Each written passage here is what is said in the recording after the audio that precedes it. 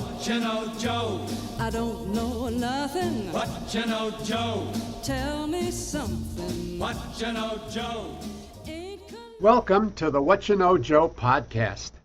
I have somebody very special today, somebody I've wanted to talk to for a while. So you've been accepted to the USC School of Cinematic Arts.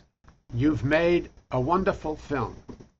You show it at the Norris Theater at the end of the semester. And the premiere is attended by your family, your friends, your classmates, your crewmates. And it's very well received. Very exciting. Culmination of your career at USC. Now what? Well, I am honored to present the Now What in the form of the very talented and accomplished Sandrine Cassidy. Hiya, Sandrine. Welcome. Hi, Joe. Thank you. So good to see you. Thank you for this really wonderful introduction. The Now What is definitely something that I am honored to help the filmmakers and sometimes alumni trying to figure out now what, now where, and now why sometimes, and sometimes now how much. So it is true that they make films to be seen and shown. Right. And so there are some legal things that need to be involved with that, and some knowledge about the festivals and the distribution. I started at USC in 2003. You were already there, yes? I started in April 1998. Wow, you were last there. Century. I'm running the part of industry relations, the festivals and distribution, and now talent development with the work that I'm doing with alumni more. But when I started in 1998, there were two of us in the department, headed by someone named Larry Auerbach. Oh, yeah. And now it's 8 of us in the department. Wow. So this shows you the volume at USC has grown, obviously, but also the way that we have all these ideas about how we can help, and SC has been really supportive and giving us resources to do a better job. I have a mea culpa here. I remember coming to you one day and saying, there's no market for short films. And you said to me, Joe, you couldn't be more wrong.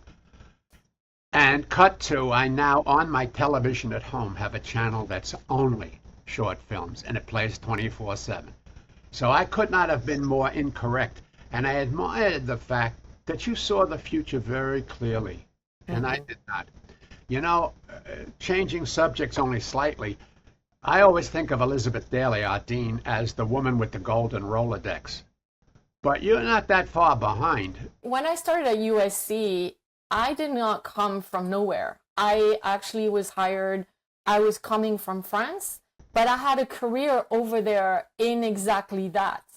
So I had a career in promoting French cinema outside of France through festivals. So I have years of Rolodex. Wow. And it's constantly growing, obviously, because since then, there was no internet before. There was, it's been changing all the time.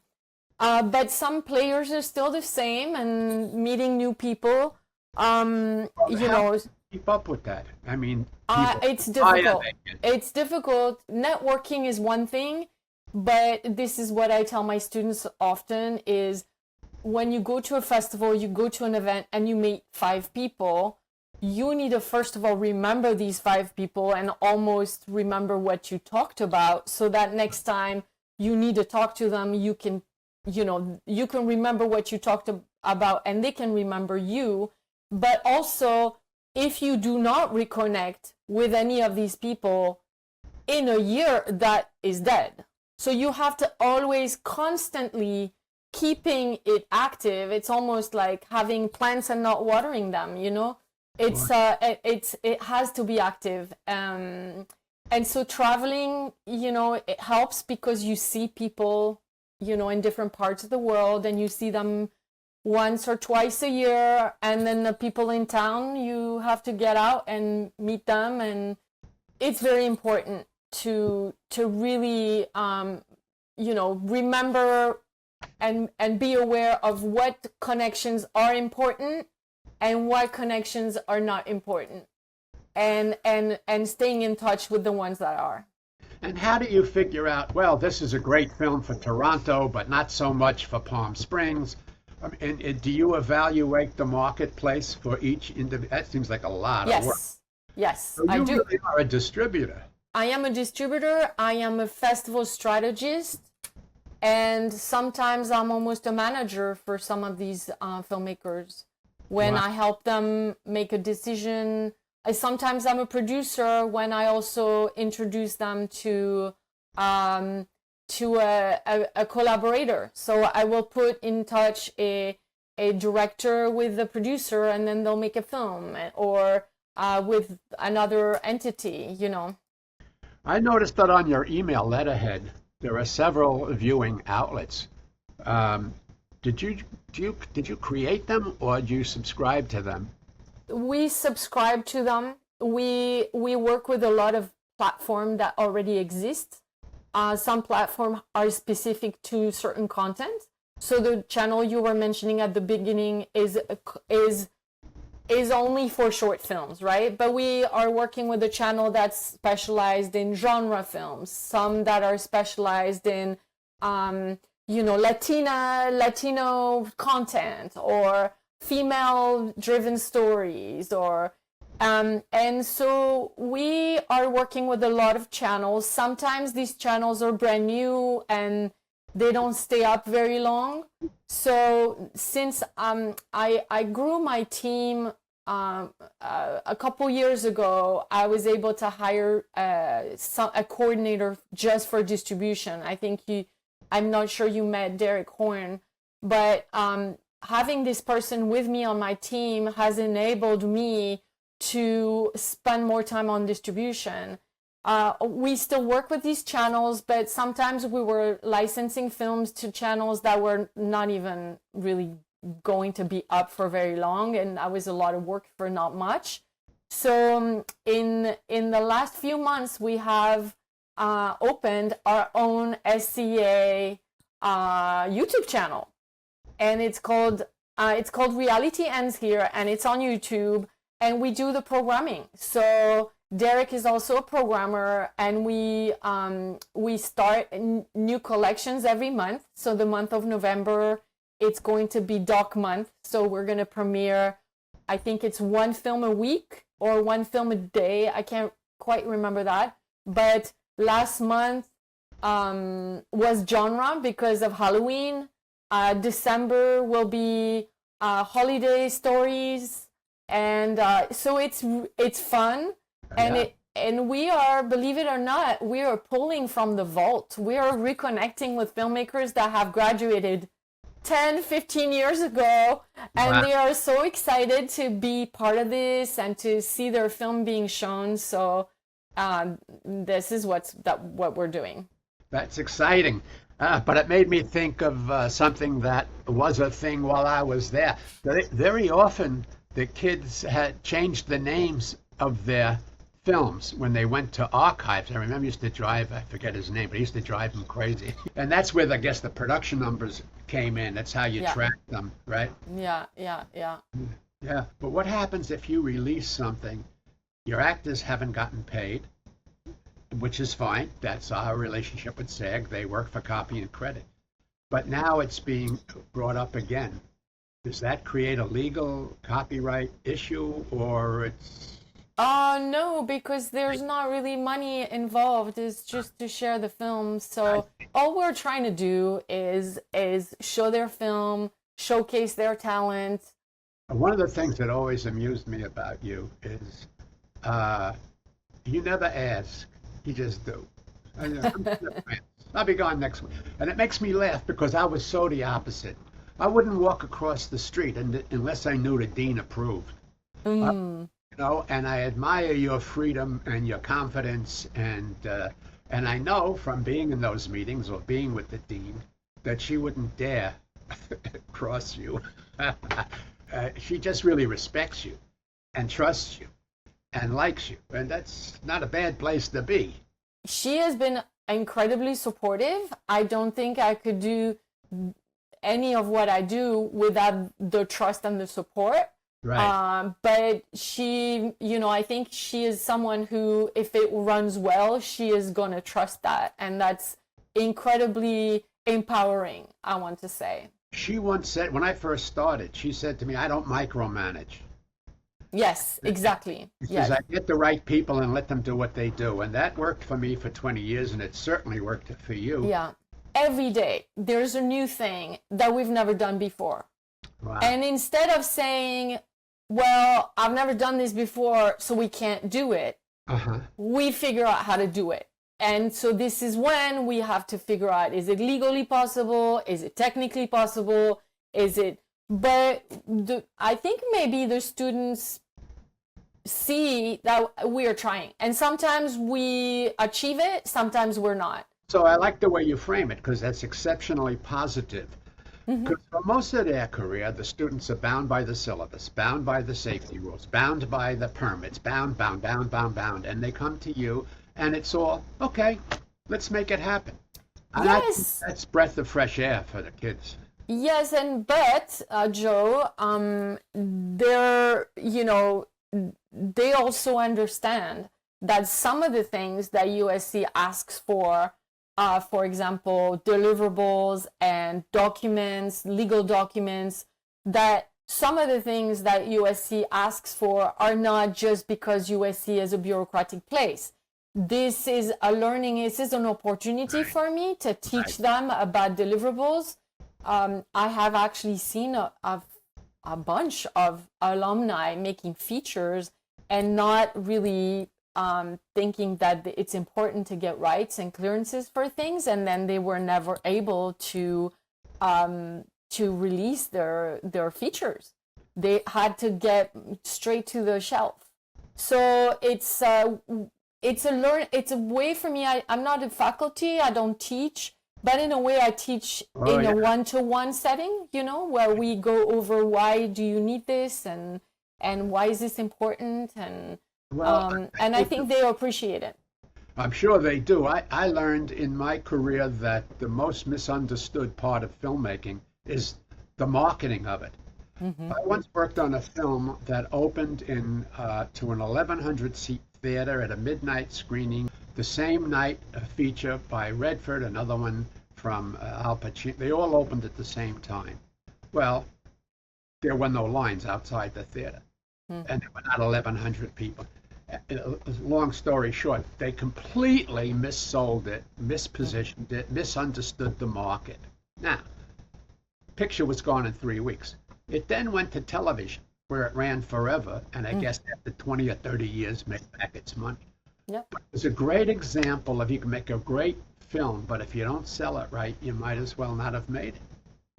So yeah, if you don't sell it right, or if you push it in the wrong market in a way, because some films are going to be those festival babies, and other films are not going to really be successful in festivals, but will succeed better online, for example. So, and it's not a precise science. Sometimes it's just trying things, and then if they don't work, we have to change course and try something else.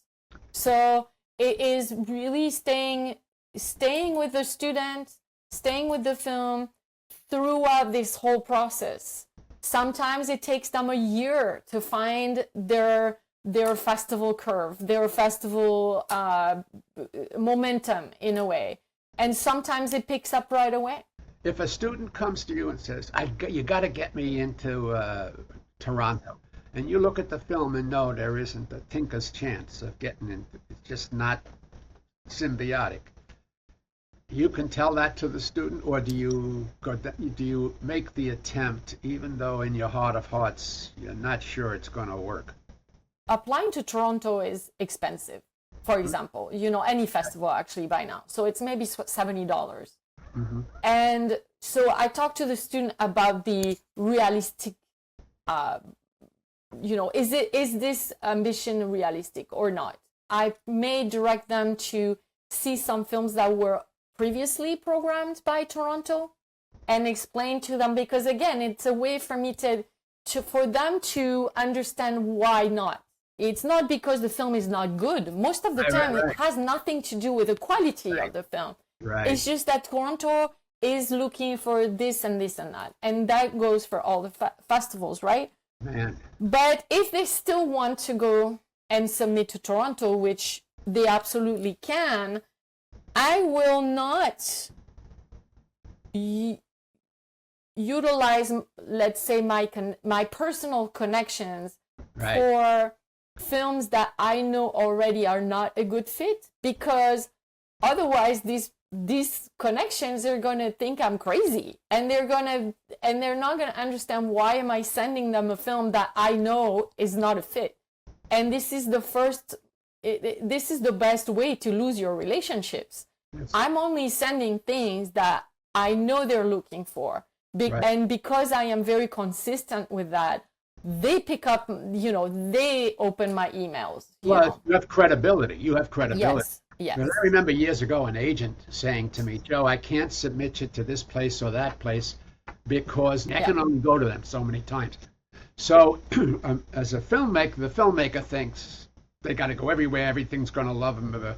And then there's the real world. Do you have in your own mind a pecking order? Cannes is best and Sundance. There's the festivals I love, and there's another of that.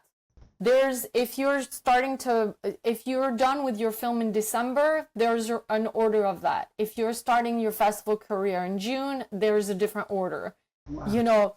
And then if you are a comedy, or if you're a genre, or if you are, so this is where it really has to be curated for the film specifically and for the time that it's ready. I've always worked a lot with directors, but I have started working more with, not more, but more and more with producers, because producers, it's a kind of the job of a producer also to market a film. Sure. And if I can teach them what I know, then they can learn for all the pictures that they make to have a very specific strategy for every single one of them. Right. So I'm accompanying producers also, and work with the Star Program more. Mm-hmm. Do you find ever that AFI has submitted and Chapman has submitted? I mean, are you in competition? In other words, if they liked all 6 of them or 7 of them, would they take all of them, or would they feel to keep their relationships alive, they have to take something from NYU or something from... I think what we don't realize when we don't talk to programmers is that they are creating a story. Programming is actually a creative act. And so what they're paying attention to is the flow. Short films are programmed in programs. So they have a 90-minute program. They'll program, first of all, as many films as possible in a program. So that is why a 30-minute film is a much harder film to place than a 10, 20-minute film, because they are going to want to program as many as possible. Right. And then they're going to want to have their program flow. And so they're not going to program only docs or only films about a specific topic. Or if it's a theme program, they're going to want to have a comedy, and it's going to have to be like that. So it's very rare that all the films of a program come from the same place. Unless you're doing a curated USC, which I do sometimes, curated programs for festivals where, we go back in the vault and we offer or right now there's a festival in LA for animation where we curated an animation program for them. But other than that, they want to showcase a little bit of the world and a little bit of all different. It's like having a food buffet. You're not only gonna cater from one place.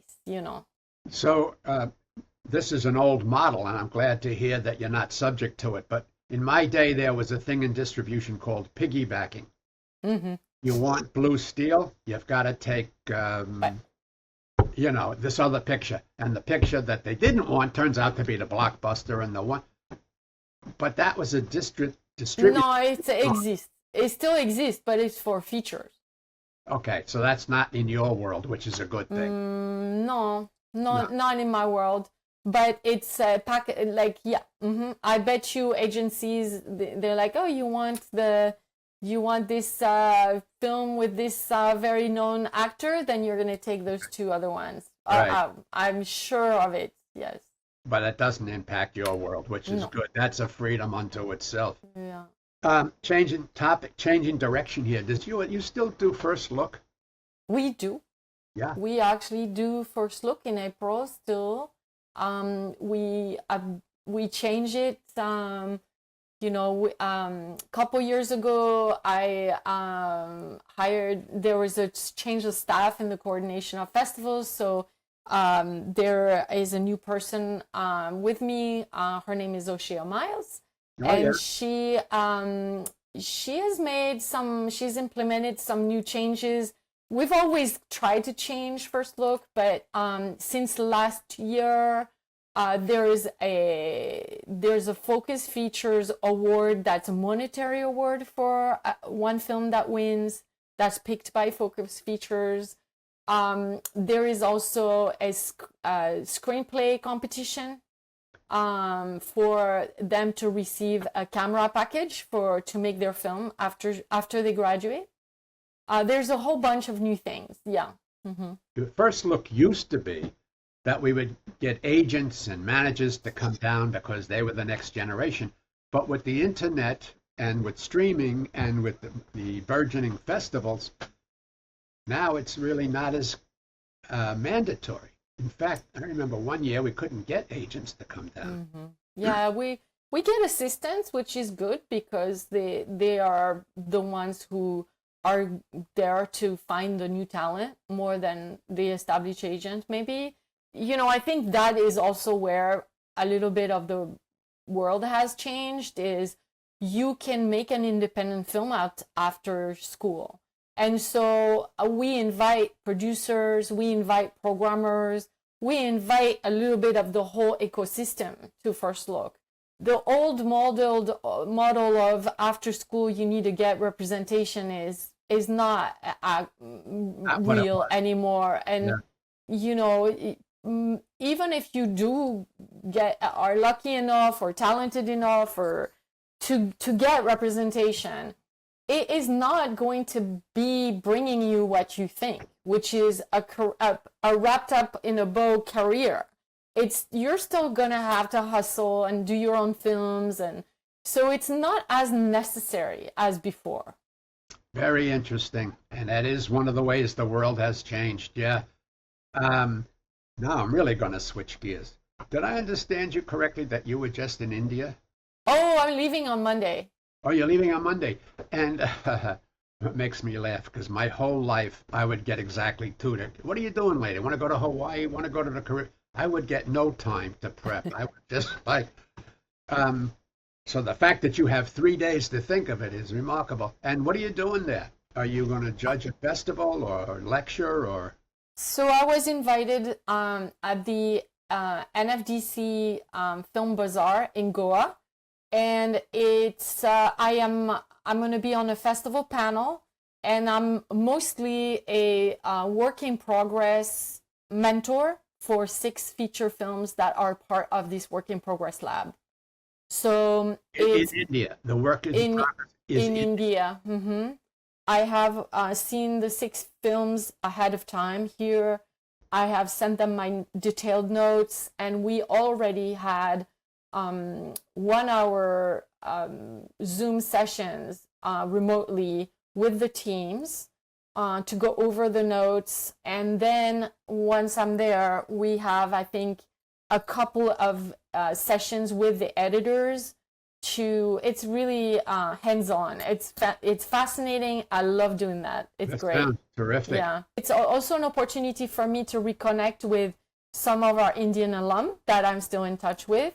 Some of them will be at the festivals. Some of them I will see them outside. I may do a little bit of an SEA reunion with the few ones that are there, and then also meeting. Traveling so far helps me meet new contacts from our filmmakers who come from the region.